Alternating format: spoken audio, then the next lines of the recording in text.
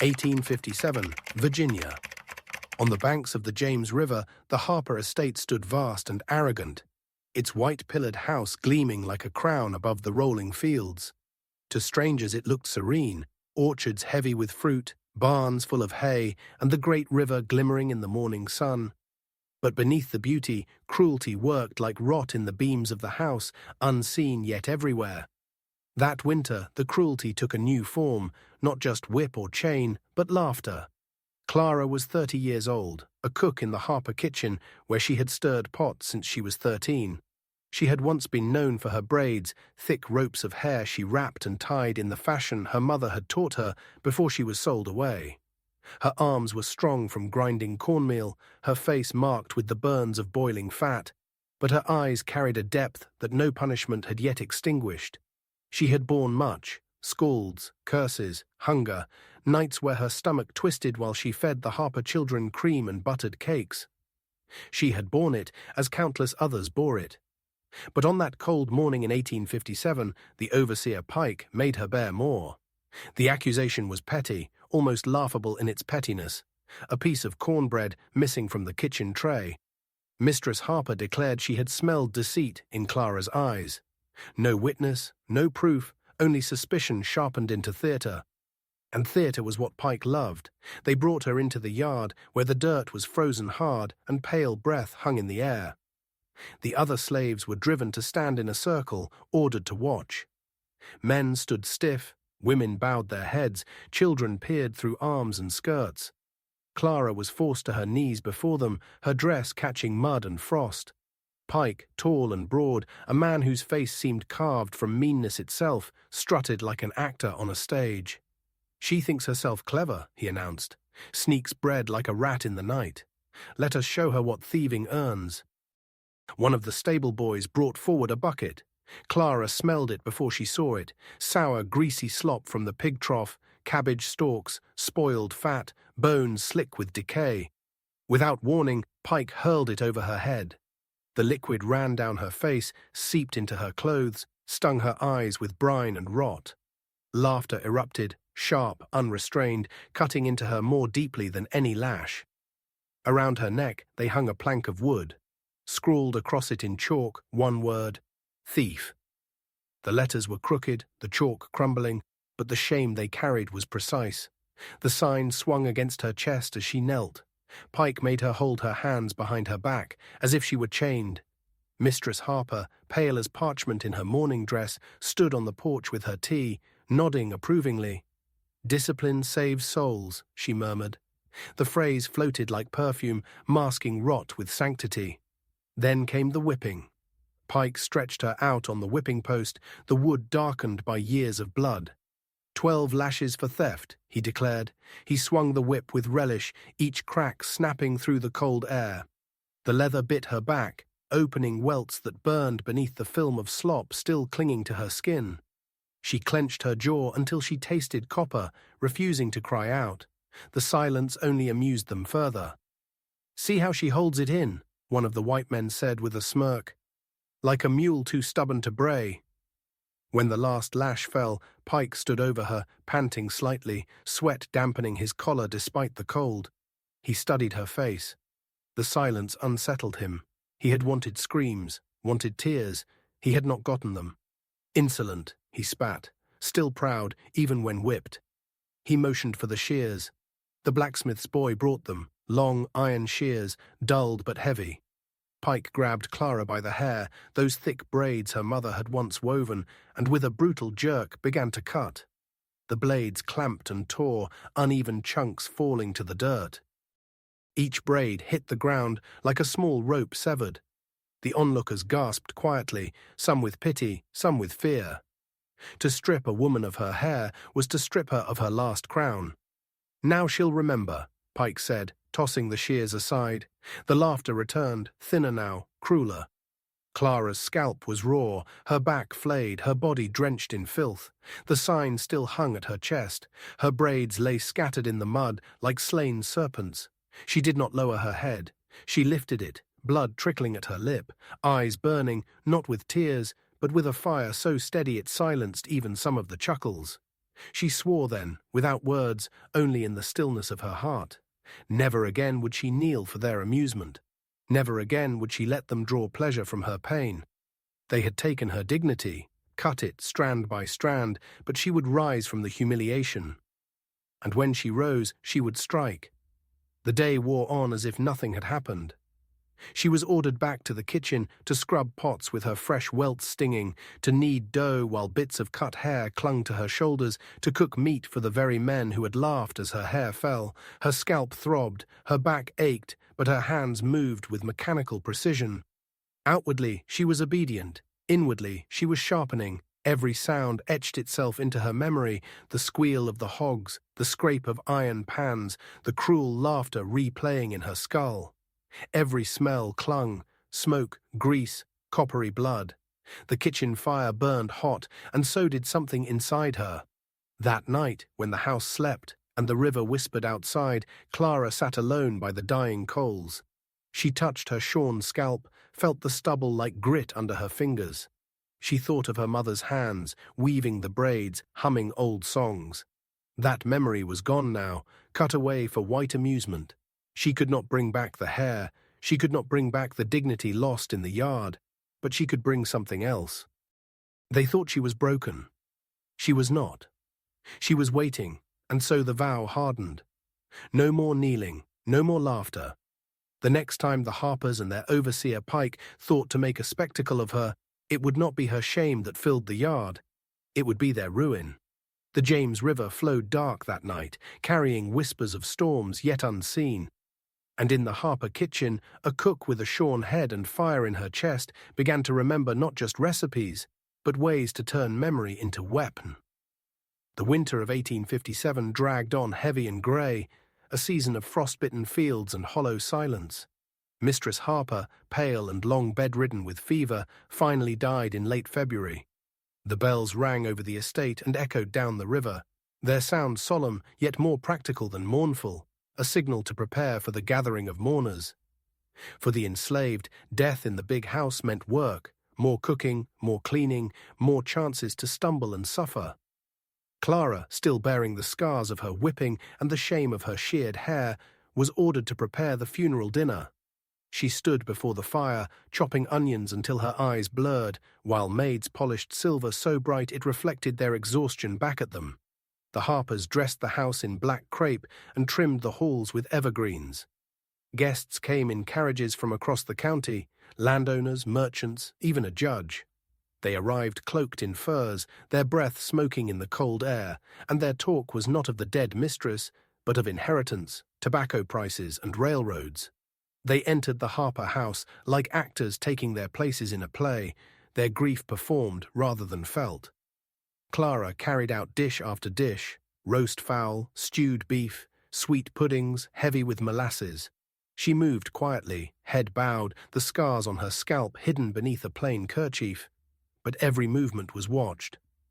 Pike stood near the door with arms folded, making sure she served quickly, and bowed low enough. The climax of the hypocrisy came after the coffin was sealed, when the family and guests gathered for the funeral meal.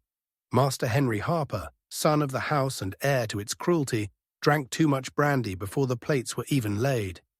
He had always been known for his appetite, for food, for drink, for humiliation. As the servants stood at the walls, waiting for orders, Henry banged his cup against the table. His cheeks glowed red, his words slurred with drink. "We must honor my dear mother," he said, swaying slightly.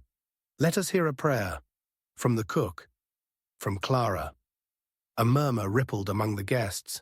The choice was deliberate, to make the woman they had shorn and whipped kneel again, this time not in dirt but in mock piety. Clara froze. The room went still, all eyes on her. Slowly she stepped forward, every muscle taut, every breath heavy. She folded her hands, bowed her head, and began to recite a prayer she had heard as a child. Her voice was low but steady, words of comfort meant for the dead, not the living. Halfway through, Henry interrupted. "Louder, girl, louder! Let heaven hear you if heaven listens to the likes of you." She obeyed, raising her voice. When she reached the end, Henry frowned, as if the words themselves had offended him. "Wrong tone," he sneered. He grabbed a heavy silver ladle from the punch bowl and, before anyone could intervene, struck her across the cheek with it. The sound rang through the hall, a metallic crack that silenced even the laughter for a heartbeat. Clara stumbled, the taste of blood filling her mouth. Henry grinned. "See, she can cook, she can pray, and she can take a blow." The guests, already drunk, applauded. Some laughed. Pike chuckled from the doorway. The humiliation was complete. Clara bowed her head, not in submission, but to hide the fire in her eyes. In that instant, the vow she had made in the yard hardened into steel. They would never laugh again. After the meal, Clara slipped back to the kitchen, her cheeks swelling, her hands trembling only when hidden from sight. She washed the ladle herself, scrubbing until her knuckles bled, as if cleansing it of the insult burned into her flesh. She made no sound, no complaint. But inside something shifted. Her silence became planning. In the days that followed, the Harper estate buzzed with the business of mourning. Guests coming and going, carriages rolling, accounts tallied, the mistress buried in the family plot near the river. But beneath the surface, another current moved. Clara began to prepare. She spoke first to Jake, the stable hand, a man with arms like oak roots and eyes that carried storms. They met in the stable under the pretense of mending tack. She whispered of gates and horses, of the need for speed when the moment came. He listened, silent at first, then nodded once, sharp and certain. Next was Ruth, the laundress, a woman of 50 whose back was bent from years at the washboard, but whose spirit had never broken. Clara approached her while they hung linens by the creek. "If the time comes," Clara murmured, "could you guide the women and children to the thickets?" Ruth's hands kept moving, pinning cloth to the line, but her eyes met Clara's. "I can," she said. Then Dan, the carpenter, whose tools gave him quiet power. Clara found him in the shed, shaving planks smooth. She asked about hinges, locks, and the gate.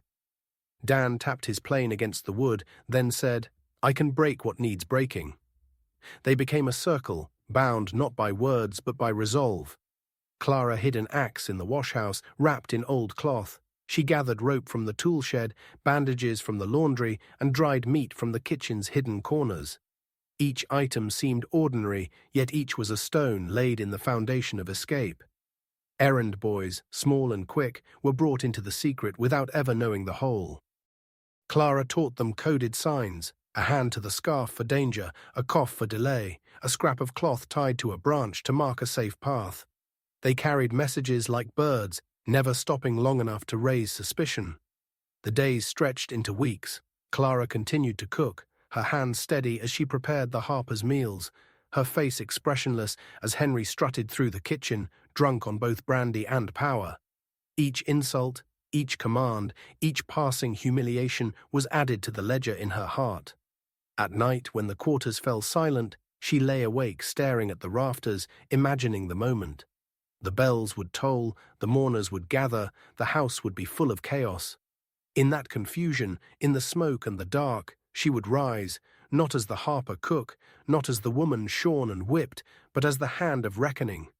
The river whispered outside, its dark waters carrying secrets toward the blue ridge.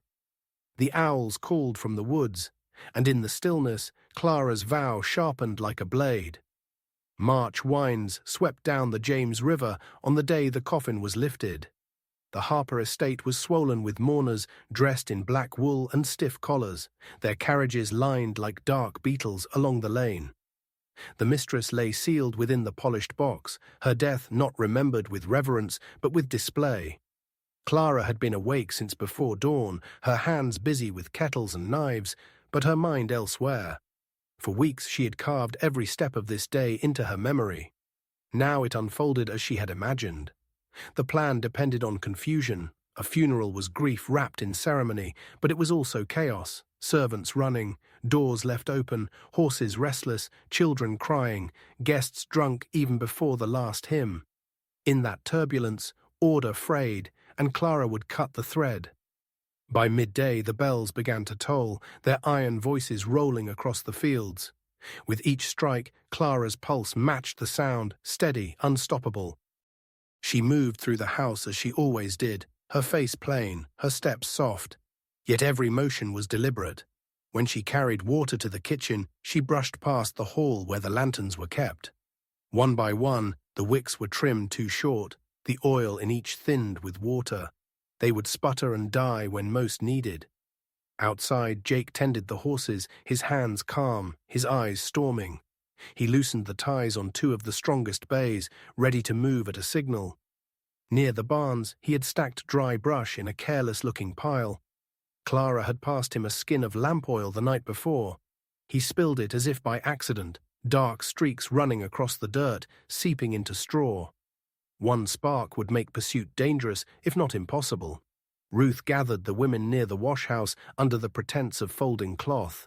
She spoke softly, telling them to keep the children close, to listen for her word. Dan the carpenter wandered the yard with an axe handle tucked beneath his coat, his eyes measuring hinges, counting steps to the gate. The overseer Pike passed him once and muttered something about work never ending. Dan nodded, said nothing, and waited. The coffin was carried from the house into the yard, borne on the shoulders of hired men, while the guests followed in a solemn line. The hearse stood ready, black horses stamping against the cold ground. Henry Harper walked at the front, drunk already, his waistcoat crooked, his face flushed with false grief. He glanced at Clara, who carried a bucket as if she were only another servant, tidying the path.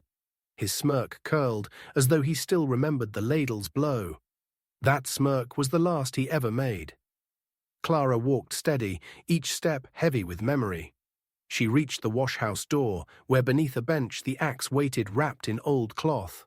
Her hand slid into the shadows, closing on the handle that felt heavier than iron and lighter than breath. She pulled it free, the cloth falling away, the blade catching a glint of grey light. The bells tolled again. The guests turned their heads. Clara stepped forward. Henry Harper barely saw her. One moment he was adjusting his gloves, the next a figure rose before him, hair shorn, eyes burning, hands gripping a blade that had split more wood than bones. With one swing, Clara brought the axe down. The strike was clean, a stroke practiced not on logs but in memory, fueled by every humiliation carved into her skin. The blade sank, and Henry dropped beside the hearse before he could even cry out. The line of mourners shattered, screams ripped the air, women stumbled back, black veils whipping in the wind. Men shouted, some clutching canes, others fumbling for pistols. The coffin tilted dangerously in the bearer's arms. Pike lunged forward, his whip coiled in his hand. But the oil Jake had spilled earlier caught under his boots. He slipped, crashing to the ground with a crack of bone and a curse. Flames flared where a careless mourner's cigar had touched the straw. Smoke billowed thick, choking, curling into the sky. Horses reared, their shrieks piercing the chaos. The lanterns sputtered out, one by one, until the yard was lit only by fire and panic. Shadows danced across the Harper house like spirits risen from the earth. Guests trampled one another in their rush toward the gates. The coffin was dropped, the mistress's body jolted, forgotten in the scramble. Clara stood over Henry's body, breath steady, the axe dripping. She did not shout, she did not run. For one suspended moment, she simply looked at him. The man who had mocked her prayer, struck her with a ladle, laughed at her suffering. Now silent, sprawled in the dirt like refuse, justice had spoken with steel. Jake appeared with the horses, cutting reins free, shoving mounts into waiting hands. Dan swung his axe against the gate's lock, splintering wood and iron in 3 quick blows. Ruth shouted for the women, gathering them, pushing them toward the smoke-thick path that led to the creek. Children cried, but their cries were swallowed by the roar of fire and the chaos of white men shouting orders no one obeyed. Some of the mourners tried to rally. A judge bellowed for calm, pistol raised, but the smoke blinded him. Another man tripped in the mud and was dragged underfoot. The yard had become a battlefield, not of soldiers, but of memory finally risen in flesh and flame. Clara did not linger. She hefted the axe once more, then hurled it into the burning straw. Sparks flew. She turned, her face streaked with ash and sweat, and vanished into the thickets after the others. Behind her, the Harper estate, once so proud, drowned in its own smoke. The bells still tolled, but now their sound was no longer solemn. It was alarm. It was chaos. It was the sound of a world cracking open. The yard of the Harper estate had dissolved into smoke and shrieking. Where once stood order, carriages aligned, men in black coats polished, women clutching lace kerchiefs, now sprawled panic. Horses reared against broken harnesses, their eyes rolling white in terror. Men shouted names drowned by coughing. The coffin, half toppled, lay abandoned in the mud. And at the heart of it all, Henry Harper's body cooled quickly, sprawled beside the hearse, blood darkening the dirt he once believed he owned. Clara did not pause to marvel. She knew that moment was brief, a crack of lightning in a long storm. The fire was spreading toward the barn, feeding on the oil Jake had spilled. Overseer Pike struggled to his knees, his leg twisted, face contorted, but his whip lay out of reach. The guests still fumbled between fleeing and fighting, their order turned to ruin. Jake came first through the smoke, leading 2 horses, their reins already cut loose. His voice, deep and rough, carried like thunder. "Now!" he roared. Behind him Dan swung his axe again and again, each blow splitting the heavy gate. Hinges groaned, then snapped. The gate sagged and fell with a crash that sounded like chains breaking. Ruth moved quickly, herding the women and children from the wash-house. She carried the smallest boy on her hip. His face pressed into her shoulder, while 2 girls clung to her skirt. "Stay close," she commanded, her voice a rope binding them together. They followed her to the creek path, where reeds bent low and thickets promised cover. Clara ran last, turning again and again to the chaos. Men were trying to rally. One had seized a musket, another lit a torch. She snatched rags from a basket, dipped them into the spilled oil, and set them ablaze with a coal snatched from the kitchen hearth. One by one, she hurled them into the path of pursuit, a wall of fire rising between the mourners and the escaping slaves. Flames licked up the side of the barn, sending sparks into the grey sky. "Stop them!" someone screamed. "Catch the wench!" But the fire did Clara's speaking. Pursuers faltered, choking on smoke, their boots slipping in mud and ash. Pike tried to rally them, but his broken leg buckled beneath him. He cursed until his words drowned in coughing. By the time the fire roared high enough to block the yard, Clara was gone. She sprinted to the thickets, lungs burning, hair stubble damp with sweat. Branches tore at her arms as she followed Ruth's path. Behind her, the Harper's estate glowed orange, the sound of bells swallowed by fire. They reached the creek, its waters black and cold, sliding silently toward the James. Ruth led the group into the shallows, their skirts darkening, their footsteps swallowed by water. The children whimpered but obeyed. Jake splashed ahead, scanning the banks. Dan followed, carrying a girl on his back. Clara waded last, every muscle still taut, the image of Henry's fall fresh in her mind. For miles they moved along the creek, sometimes in water, sometimes along the banks where reeds grew thick. The forest pressed close, branches clawing, owls calling in the dimming sky. Each step carried them farther from the estate, yet closer to danger. Patrols would come, dogs would sniff the air, the county would not let the Harper slaves vanish without blood.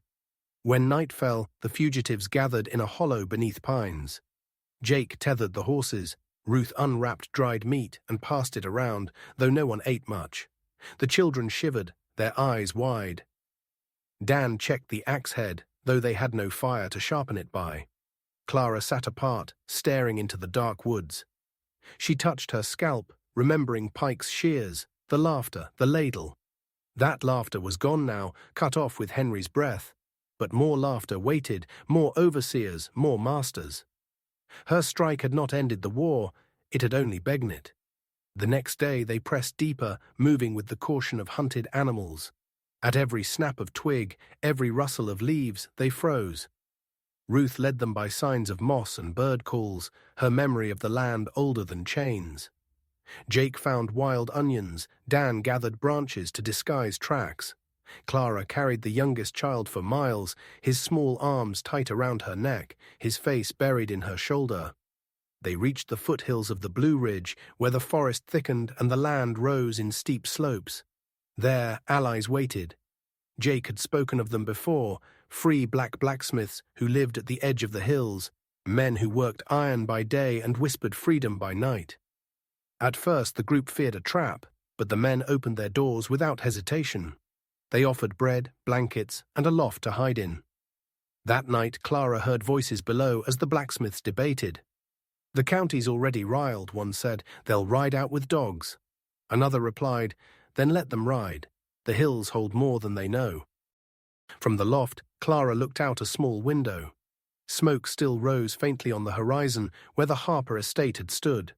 She thought of the coffin dropped in mud, of Henry's body, of Pike's curses, of the shrieks of white guests scrambling in their polished shoes. A single strike had shattered their illusion of control. 2 days later, the fugitives were guided farther by a Quaker widow, her bonnet plain, her hands steady as she passed them bread and maps. She spoke softly. "The Blue Ridge hides many. You are not the first, nor the last." Her barn became their shelter for a night, her wagon their cover for another stretch of road. Meanwhile, rumors spread across Virginia like wildfire leaping fields. They whispered in taverns, in courthouses, in slave markets. The axe woman at the funeral. Some called it savagery, others blasphemy, but all agreed on one thing. The Harper's slaves had risen, and their cook had struck the master dead before his mother's coffin. Among the enslaved, the tale travelled faster than dogs could track. It reached quarters miles away, carried by traders, by field hands on loan, by washerwomen exchanging gossip at riverbanks. Some told it with awe, some with trembling fear, but all with pride. A woman had stood in daylight, not in shadows, and felled her master before the eyes of the county. Clara's name was not always spoken. Sometimes she was only called the cook, sometimes the axe woman, sometimes the one who stood. Yet the story grew. They said she did not flinch when the blade fell. They said she stared down Pike's whip and made it worthless. They said fire rose at her command, and so, while the fugitives moved deeper into the Blue Ridge, following hidden trails and safe barns, their pursuers followed not just with dogs and giens, but with fear. Because no chain can hold when memory itself has been loosed, and Clara had loosed it with one swing of an axe. In the months that followed, the Harper estate became a husk, its house blackened by smoke, its barns collapsed, its fields scattered with the silence of fear. Henry Harper's grave was marked with stone and sermon, but no one lingered there long.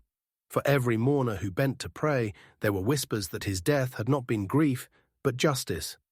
Clara and her circle moved deeper into the hills, their path swallowed by pine and fog. Some said they reached the Shenandoah, sheltered by black farmers and Quaker barns. Others swore they pushed farther still, vanishing into the hidden roads of the Underground Railroad. No patrol ever brought them back. Their names slipped from records, but not from memory. What remained was the story. It traveled faster than patrols, faster than law, carried in whispers across fields and rivers. At night, by firelight, enslaved men and women told it in fragments. The cook who was shorn, whipped, humiliated, and then struck her master down in the open beside his mother's coffin. They called her Clara, or the axe woman, or simply her. In those tellings, she became more than flesh. She was defiance made visible, a figure to conjure courage. On plantations along the James, overseers noticed more heads held higher, more eyes that did not lower so quickly. In Richmond, a trader muttered that slaves were restless as hornets after the funeral bloodshed. In taverns, white men drank deeper, their laughter strained, their glances over shoulders sharper. Years later, when the war came rumbling across Virginia, soldiers passing the old Harper graveyard found odd stones laid at the edge. Each bore the crude carving of an axe, etched not with care, but with urgency, as if the memory demanded a mark. No one confessed to placing them, yet every spring more appeared. The Harpers were remembered for land and cruelty, but Clara was remembered for one swing. Not for escape alone, not for vengeance alone, but for refusing to be a spectacle of shame. Where she had been forced to kneel, she had risen. Where she had been made to wear a sign of thief, she left a sign of justice. And in the quiet of fields, in the hush of river crossings, her name became not just a story, but a signal, a whisper to stiffen the back, to look a master in the eye, to step into night and not return. She was gone into the hills, but her shadow lingered in Virginia, long and sharp as the blade she once carried.